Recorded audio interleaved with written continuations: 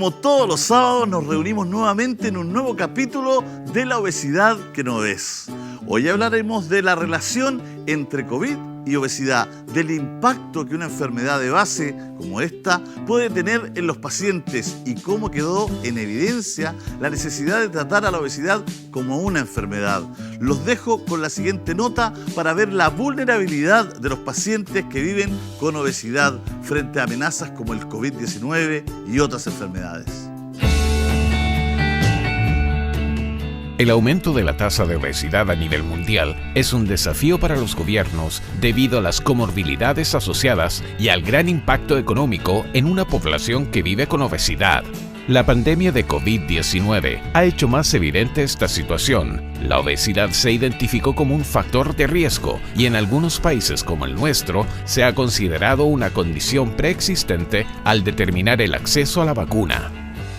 Después de la edad, la obesidad es el segundo factor de riesgo más importante de hospitalización tras contagiarse de COVID-19 y tiene un mayor riesgo de tener una peor evolución. Incluso, un alto porcentaje de estos pacientes en las unidades de cuidados intensivos tiene un mayor riesgo de mortalidad, según señala el informe COVID-19 y obesidad del Atlas 2021. Por esta razón, es necesario considerar a la obesidad como una enfermedad y generar políticas públicas para su prevención y tratamiento.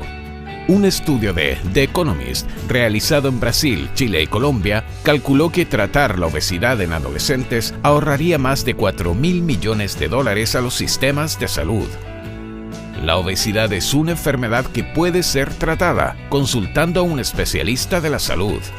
Para hablar sobre la relación entre COVID-19 y obesidad, revisaremos la entrevista de Francisco Álvarez, ex Seremi de Salud de Valparaíso y que hoy se desempeña en la UCI de alta complejidad del Hospital Gustavo Fricke. Vamos a entrar de lleno a conversar, a dialogar de un tema que nos encanta, ¿no es cierto? Bajo el lema La obesidad que no ves, estamos haciendo una colección, una conversación amplia y masiva con distintos actores de nuestro país para hablar precisamente de la obesidad y de los distintos factores de riesgo y por qué en Chile no es enfermedad. Vamos a hablar de inmediato con Francisco Álvarez. Francisco, ¿cómo estás? Hola, ¿cómo estás, Julio César? Muchas gracias por la invitación. Bueno, Francisco es ex Seremi de Salud de Valparaíso, Hoy se desempeña en la UCI de alta complejidad del Fricke, la quinta región, donde está a cargo de la terapia farmacológica de los pacientes con coronavirus. Francisco, ¿cómo está? Bueno, ha tenido harta pega el último tiempo, los últimos años. Sí, ha estado un poco intenso, sobre todo los últimos 2 años que estamos ante una pandemia que pareciese que pronto se tendría que acabar, pero finalmente cada cierto tiempo no sabemos hasta dónde vamos a llegar y en ese sentido preocupado también porque no hemos podido llegar a un buen control también de la pandemia en nuestro país. Bueno, tienes varios momentos, varios ritos en tu carrera en los últimos años, porque eras el Seremi en esta famosa fiesta de Cachagua, fuiste el que hiciste la persecución también de aquello, tuviste que hacer la trazabilidad, ir a buscar a estas personas, las multas, esto se judicializó, tuviste toda esa faceta, pero también te enfermaste de COVID súper al inicio de la pandemia. Me acuerdo que fue noticia porque eras una autoridad en la región y te enfermaste, y hoy día trabajas con enfermos COVID. ¿Cómo influye en un paciente contagiarse de COVID cuando vive con obesidad, ahora que además estás trabajando en el área de las UCI? Mira, la verdad es que ha sido dramático lo que estamos viendo en la UCI, no tan solo en el centro que trabajo, sino que en la mayoría de los centros de nuestro país, donde vemos que, por ejemplo, aquellas personas que no se han vacunado, 1 de cada 3 no sale de la UCI con vida. Y si hablamos de una persona con obesidad mórbida, 1 de cada 2 no sale. O sea, claramente la obesidad impacta, aumenta el riesgo de mortalidad asociada a aquellos obesos que lamentablemente se contagian con COVID. Y estamos viendo, Julio, muchos casos en la UCI que antes no veíamos. O sea, ahora tenemos una gran cantidad de pacientes, la mayoría sobre los 100 kilos, pero pacientes de 200, 250 kilos, que uno dice, cómo el sistema de salud no pudo poner atajo a ese nivel de obesidad, porque en el fondo uno investiga la historia de estos pacientes tratando de poder entender... Perdón, ¿estamos hablando de 200 kilos? 200 kilos. ¿Y más? 250 tuvimos un paciente que salió con vida, afortunadamente. Imagínate que no es tan solo el... Que sabes que me dejaste perplejo. O sea, es que imagínate primero que... primero es una cama especial donde está ese paciente, que es una cama bariátrica, y por otra parte también es importante que no es tan solo el gran esfuerzo para poder salvarle la vida, sino que todos los tratamientos se ajustan al paciente. En mi caso yo soy farmacéutico, químico farmacéutico, y mi especialidad es ajustar los medicamentos a las características de los pacientes. Imagínate tratar de adaptar un medicamento, que la mayoría de los medicamentos tenemos que pensar que están hechos en un peso estándar, que es 70 kilos promedio, que entre comillas sería una persona normal. Y una persona de 250 kilos, claramente uno tiene que hacer mayor esfuerzo. Y también tienes que pensar que dentro de los cuidados a esa persona también hay que bañarla diariamente, hay que girarla para poder, por ejemplo, pronarla para poder alcanzar, no tan solo poder conectarse y acoplarse de buena forma al ventilador mecánico, sino que también tratando de salvar la vida. Por lo tanto, también es un gran esfuerzo y un gran trabajo que también hacen los funcionarios de salud para poder hacerlo, y que sin duda también nos llama mucho la atención de que en esta pandemia esa cantidad de pacientes que uno veía llegar con obesidad a la UCI normalmente no ocurría, Julio César. Y ahora estamos viendo que la obesidad ha sido un factor fundamental a la hora de ver personas que sufren lo peor de este virus. Wow. Lo que nos estás contando es tremendo, ¿eh? Me imagino que mientras más agresivas son, ¿no es cierto?, estas cepas, es mayor complejidad para las personas con obesidad. Sí, o sea, tienes que considerar que, bueno, se ha identificado, o sea, una cosa, y esto también a todas las personas que nos están viendo y que nos están escuchando en estos momentos, cuando uno dice, hemos identificado una nueva variante, lo más probable es que la variante ya haya llegado al país antes, solamente que hemos pesquisado el primer caso. Y en ese sentido existe preocupación. ¿Por qué? Porque primero, las barreras de entrada, que supuestamente las fronteras están cerradas, finalmente no están tan cerradas, están llegando las nuevas variantes. Ya nos pasó con la variante británica, ya nos pasó con la variante brasileña y ahora con esta variante Delta, variante de origen indio, y que en el fondo es un 60% más contagiosa que la variante británica, que ya es bastante contagiosa.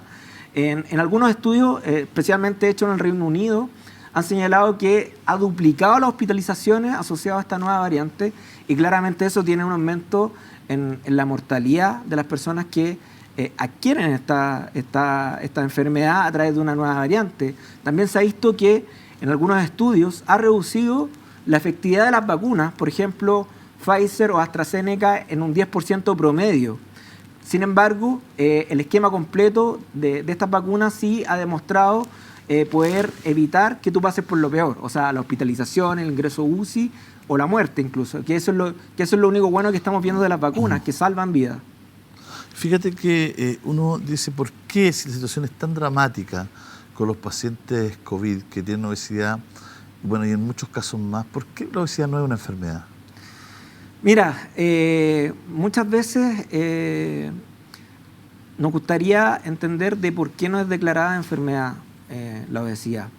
Y tenemos que considerar lo siguiente: el concepto de que la obesidad se considera una enfermedad crónica ha tomado mucha fuerza en el mundo en los últimos 10 años. Claramente los países desarrollados en su mayoría ya han reconocido a la obesidad como una enfermedad crónica. Nuestro país sí lo reconoció a principios de la década. Sin embargo, solamente hay una resolución, algo que dice que lo reconoce como una enfermedad, pero no está reconocida como tal respecto al tratamiento de esta enfermedad. ¿Por qué? Porque tal cual como lo define la mayoría de las organizaciones a nivel mundial de la salud, lo define la obesidad como una enfermedad crónica que es muy compleja y que claramente no está solo asociado a otras enfermedades, sino que se ha identificado que está asociado con otros 200 trastornos y que claramente tiene un impacto en la calidad de vida de las personas y también provoca una serie de problemas, desde cáncer hasta falla en algunos órganos como los riñones, el hígado, etcétera. Entonces, por lo tanto, se ha visto que el impacto positivo de declararlo como una enfermedad y no tan solo considerarlo en una canasta o en algunos servicios, sino que, por ejemplo, incluirlo dentro del GES o del AUGE, que también se conoce en nuestro país, podríamos tener la garantía que aquellas personas que ya tienen obesidad pudiesen acceder a un tratamiento que les permitiera poder, con una asesoría de profesionales de la salud, poder avanzar y evitar llegar a estos casos que te estaba comentando inicialmente respecto de, por ejemplo, estas personas que pesan 200 o 250 kilos, que claramente uno analiza su historia y en ningún momento consultaron algún centro de salud o algún profesional. Tú fuiste Seremi de Salud, tienes mucha experiencia ya o has conocido cómo es el sistema, cómo es la cocina, digamos, ¿no? ¿Qué es lo que harías tú a nivel local y a nivel nacional para incorporar la obesidad como una enfermedad o como para ya ir trabajando en ese camino? Bueno, lo primero, ya sabemos que hay un reconocimiento por parte del Ministerio de Salud que la obesidad es una enfermedad, ¿ya? Pero ahora tenemos que avanzar en una política pública que nos permita poder entender que la obesidad es una enfermedad y que permita lo que estamos viendo en otros países, que no tan solo tenga el título de enfermedad crónica, sino que también exista una serie de medidas en el ámbito de la salud pública que permitan, desde la prevención hasta el tratamiento de los pacientes. Es por eso que muchas personas también me han preguntado y me dicen, Francisco, sería bueno no tan solo que se reconociera como enfermedad, sino que también se incluyera en el GES o también en este concepto de Plan Universal de Salud, que incluso varios candidatos presidenciales lo están planteando dentro de sus programas, también vaya considerado. Fíjate que es bien interesante lo que dice. ¿Y a nivel local se pueden ejercer acciones o no? Mira. ¿O tiene que estar la famosa ficha, el famoso esquema? Mira, en prevención, la verdad es que, bueno, tenemos el sistema Elige Vivir Sano y otra serie de medidas que van desde lactante hacia adulto, pero en el fondo claramente las políticas públicas han fracasado. ¿Por qué? Tenemos un 74% de la población que lo menos tiene sobrepeso o obesidad.